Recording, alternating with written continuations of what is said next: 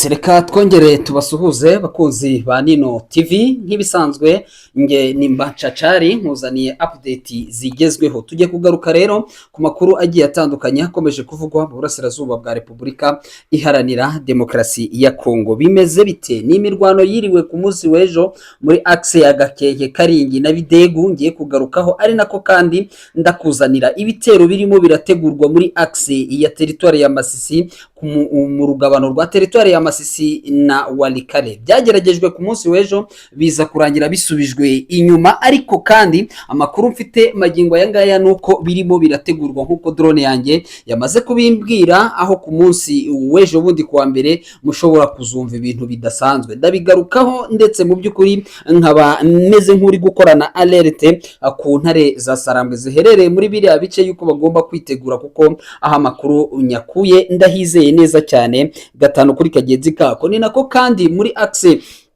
ya Bashari Mokoto muri territoire ya Masisi naho mu by'ukuri haramutse hari kumvikana urusaku rw'amasasa hitwa Gahira, hasahuwe hasigwa mu by'ukuri iherade. Abahasahuye ni bande, byagenze bite? Ndabigarukaho. Ni nyuma y'ibindwano yabereye ku munsi w'ejo muri axe ya Nyabikeri ndetse na mu bice bigiye bitandukanye. Uraza kumenya uko situation zikomeje kugenda zitwara muri izo axe, ndabikubwira neza cyane bikuvire imuzi n'imuzingo. Ni Nyabikeri ndetse ni muri axe yaho bita Ndurumo, ndakubwira imuzi n'imuzingo uko situation imeze. Ni nako kandi ndibuze kukubwira ibya General Major uyu nguyu bamwita Ephraim Kabikiriza, noneho bidasubirwaho yamaze gutabwa mu mvuto kubera ibikorwa ndibuze kugarukaho. Yarezwe ibyaha byinshi, burya ngo ibite mu by'ukuri ama exercice cyangwa se imyerekano cyangwa se ni imyerekano cyangwa se n'ama exercice yari yateguriye muri Stade de Martyrs, mu by'ukuri ngo ntabwo yari yabimenyesheje abayobozi mu masaha yagenwe n'amategeko. Uyu mugabo rero benshi baravuga ko ashobora gufungwa ku rwego rukomeye cyane bitewe n'uko ngo ibikorwa yabikoreye hafi ya radio na televiziyo by'igihugu, kandi ngo akabikorera hafi y'ubuyobozi bukuru bw'igihugu, kandi byakagombye kuba byaramenyeshejwe ngo yemwe na guverineri w'intara y'umujyi wa Kinshasa ntabwo yari abizi. Ibi nabyo rero urasabwa kuza kumenya uko bikomeje kugenda byitwara. Hanyuma ndaza kuza kwerekeza aho yita Ikanombe muri territoire ya Rucuro, ahasojwe ikosi unitec ya kane y'abakadre de base cyangwa se abayobozi b'inzego z'ibanze bari bamaze iminsi mu mahugurwa, bakaba barashoje ari 530 ndetse n'abandi. Ndabigarukaho rero ku buryo burambuye muri aya makuru kuri Nino TV. Ntabwo tujya dutinda dukubita tubangura tukakubwira uko ibintu biba bimeze. Muri territoire ya Masisi hari gutegurwa ibitero bidasanzwe. Mwumve ko ari ibitero bidasanzwe, dore ko imboni yanjye yagize iti muvandimwe nashakaga kugira ngo umenyeshe yabyohereje muri record, ariko ngewe nshatse bihoreje mu majwi, ariko kubera impamvu z'umutekano we mu by'ukuri je garde l'anonymat. Amakuru avuga ko ngo bafite gahunda yo gutera axe ibitero biri similitane bigeze muri 6. Imboni yanjye iba muri Nyabyondo centre. Abafite amakuru yo kwa Janvier Karayiri, abafite amakuru yo kwa Guido Shimurayi abayafite neza cyane. Kabisa. Umuvandimwe yambwiye ati bafite umugambi wo kuataka kuwa mbere mahanga, ariko ntabwo bazataka amahanga gusa kugira ngo hataboneka ramforo z'ahandi. Batake Gasopo, batake Gasheberi ya Kibati, batake ahitwa Burubi, batake Kinyumba, batake naho bita Kikonda. Ngo izo axe bazaziyatakira rimwe, ngo kandi precisement kuwa mbere. Ati kuwa mbere nuko plan zihagaze, ati bazagaba ibitero muri izo axe zose: Burubi, Kikonda, Gasheberi ya Kibati, Kasopo ndetse na mahanga. Ataho hose hazagabwa ibitero kuwa mbere. Ntare za Sarambwe rero zo ziba zamaze kubimenya, ubwo ibyangezeho tayari baba bamaze kubimenya kabisa. Drone yacu irakora ku rwego rukomeye cyane, akaba ari uko nguko situation zimeze. Gusa icyo mushobora kumenya nuko ibyo bibaye mu gihe cyo FCM 23 imaze iminsi ramforsa muri Nyabyondo. Ntago bazaza ngo bahasanga icyuho kabisa. Oya ntacyo bateze kuzahasanga, bazahasanga ingabo ziteguye, bazahasanga abana bari tayari bamaze iminsi bahoherezwa. Uko byagenda uko ariko kose icyabazanye muzakibona, keretse niba namwe mudukurikira mukavuga muti abantu umugambi wacu watahuwe, atereka tubyihorere. Navuze ngo ni drone yanjye iri Nyabyondo, si ikibazo kabisa, kuko kumumenya Nyabyondo ni nini, ni site kabisa. Nta nubwo tubafite drone imwe, ni drone nyinshi, ni imboni nyinshi ziba zitubwira ibiba bicicikana, biri kubera za Rwiri, biri kubera za hakurya hakuno za muri NDC Renove za Pinga, ibyo byose turabimenye. Nuko akenshi na kenshi biba ari ibintu biri aho tudashobora kuza biba birimo birategurwa, ariko nk'ibi ngibi birimo birapangwa ngo nejo bundi kuwa mbere bitero biri similitari bizagabwa mu ubwo buce burubi, utwo duce twose bakaba bazatugabamwe ibitero, ngo noneho hakabura abaramfora abandi. Icyo ngicyo cyo cyatahuwe, nizere ko intare zasarambwe neza cyane ziri stand by class 1.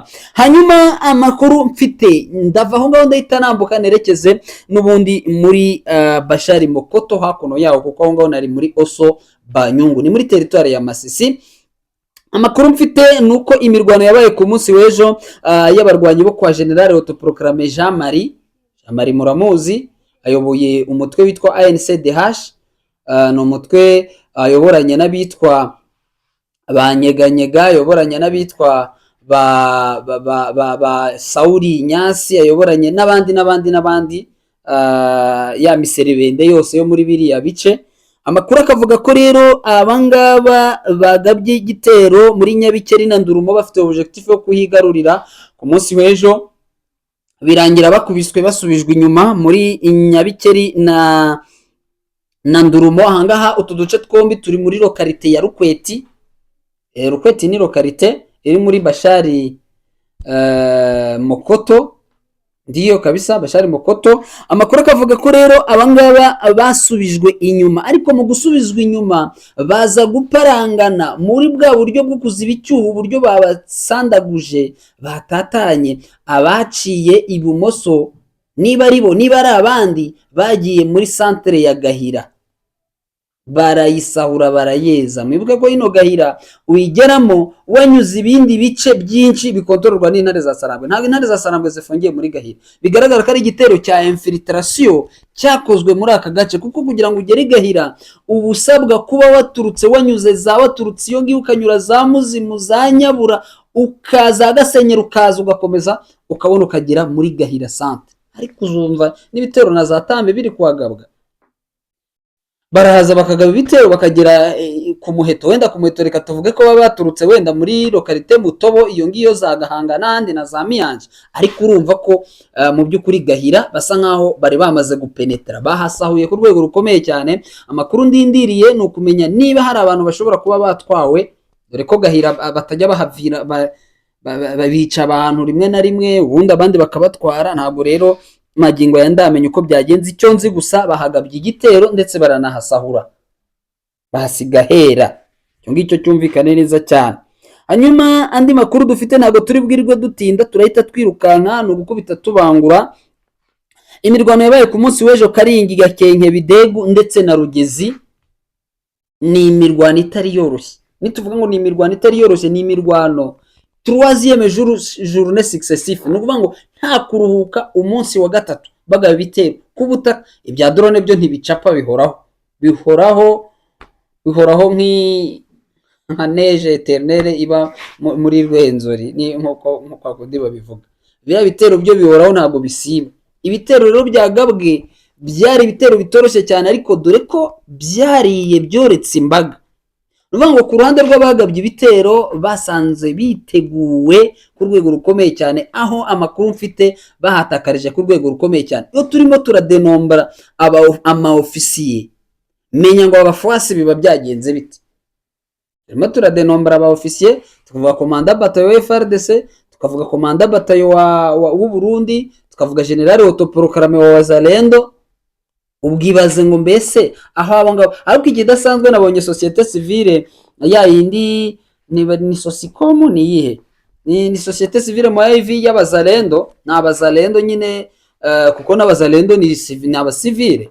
ariko bahawe imbunda. Rero bafite amabranche babandi bita ngo ni ba cordo, baragiye bakora utuntu twiyita ngo ni za societe civile, nyine bakiyita ngo ni abasivile, ariko mu by'ukuri ari iyo mitwe ya wazalendo ifite ingengabitekerezo iri hariya juu sana. Amakuru akavuga ko rero abangaba batangaje ko ngo uyu mugabo ngo yaguye i Bujumbura ngo arwaye. Oya, bamukubise urusasu, bamukubise amasasa abiri, bamukubise urusasu rwo mu rutugu, urundi rwo mu rubavu, ruragenda rwahuranya rujya mu mutima, ntiyahita apfa.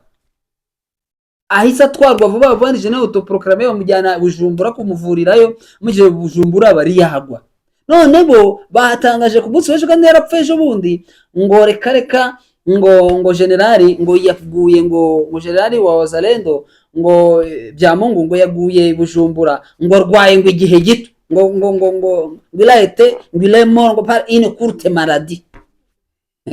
Namwe murabyumva courte maladie se courte maladie yahe ngayo nguko. Rero nuko nguko situation zimeze. Se umuntu mwoka byaramwe we ashaka kumbwira ibiki nguko, nuko nguko situation navuga azikomeje kugenda zitwara. Hanyuma reka duhite dusimbukira ndetse nanone turebe ibya generali Kabikiriza. Uyu Kabikiriza ku munsi w'ejo hari ibinyamakuru nagiye mbona byinshi pe byaranditse byaravuze Kinshasa habaye intambara. Oya pe, mu masaha y'umugoroba nari navuze ko hari bubeho ama exercice physique na exercice militaire, hari ibyo bita cartouche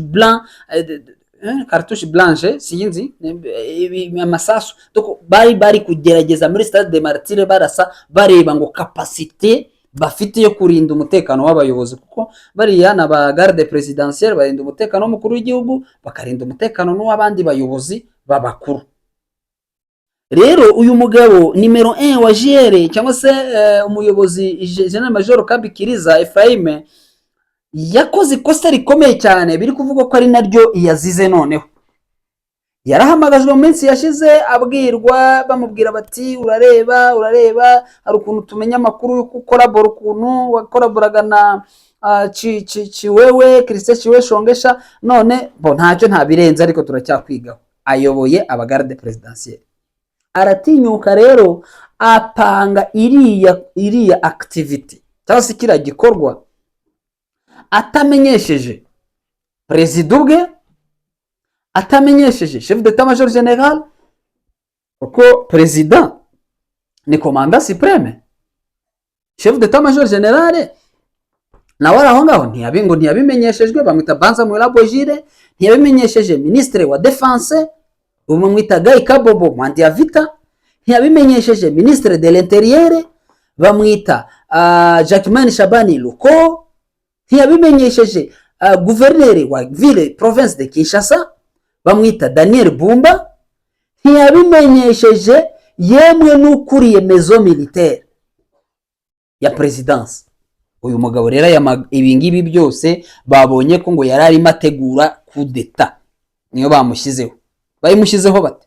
Avuze bati Stade des Martyrs ituranye na Radio Television Nationale Congolaise RTNC. Ati niba Stade des Martyrs itari kure cyane ya radio na televiziyo by'igihugu, kujya gukusanya abasirikare akainforma 8h cyangwa 10h, amasaha 6 mbere gusa, ntakore wenda na septandezeri cyangwa iminsi 3, ubundi we yabikoze mu ijoro biri bube mu gitondo. Nibwo yamenyesheje ati hari igikorwa kiri buze gukorerwa muri Stade des Martyrs, ati abantu nibikange, abimenyesha iryo joro biraba mu gitondo. Ati ibyo ntibyakagombye kubaho, yagombye kubanza yagisha inama. Ibi ngibi rero nibyo bimukozeho. Uyu mugabo biravugwa ko ashobora kuza guhanwa bikomeye cyane, ngo kubera ko ibyo bintu yaorganije bitanyuze muri gahunda, bigateza umutekano muke. Abantu ntabwo babitanga nijoro, mu gitondo ntabwo abaturage baba babimenye kabisa. Ifodre bigaca kuri RTNC, bigaca ku maradiyo agiye atandukanye, bikamara bigenda byibuze nka 3 jours ari zo septandezere yenda byibuze. Ariko ubundi ntabwo yagombye kubikora atabisabiye uburenganzira kuri iyo hierarchie nababwiye, guturuka kuri commandant supreme kumanuka kugera kuri guverineri wa Kinshasa. Ariko ngo ntabyo bari bazi. Umugabo rero biravugwa ko ari buze gukanirwa urumukwiriye, ngo ashinjwa guhirika ubutegetsi, kuko ni hafi ya radio na televiziyo by'igihugu, na hafi y'ibigo byinshi bikomakomeye, ni na hafi ya presidence sinakure yaho. Ati ibyo bintu rero ntabwo byakabaye byagakozwe bene buriya buryo. Ngayo nguko rero reka nsoreza ahangaha, mbashimire cyane kuba twabanye muri aya makuru, twongere dusubire muri update ziraba zigezweho mu kanya. Bye bye.